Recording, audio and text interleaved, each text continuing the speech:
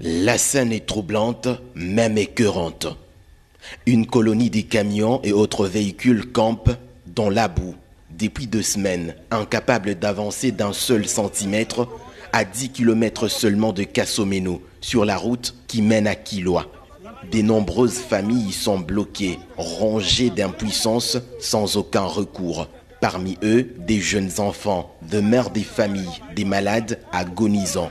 Nous sommes pourtant dans la province culprifère du Haut-Katanga, dont les louanges sont chantées à longueur des journées. En fait, de minerais, l'on aperçoit même de gros camions propriétés d'entreprises chinoises, eux aussi bloqués, remplis des précieuses marchandises.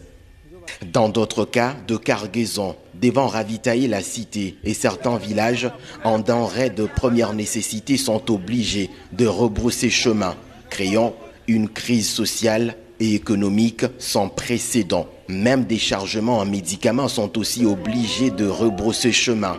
La route est coupée en deux. Certaines sources affirment que c'est une route nationale et que c'est le gouvernement de Kinshasa qui devrait se charger de la réhabiliter.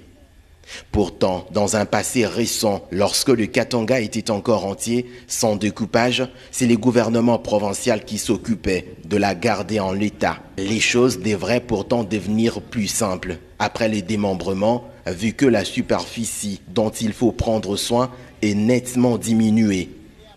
À l'époque, beaucoup se rappellent que c'est par route et sans aucun problème en un clin d'œil que les passagers reliaient Lubumbashi à Kalemi, sans embourbement, même en période de pluie. Dans l'entretemps, dans l'indifférence, le drame se pérennise sur une des routes le plus vitales du Haut-Katanga.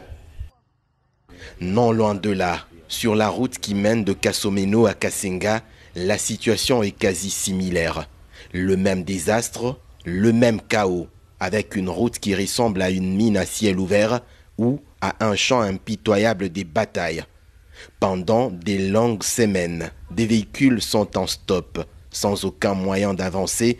C'est une vraie catastrophe vécue par les usagers de cette autre très importante voie de la province du Haut-Katanga.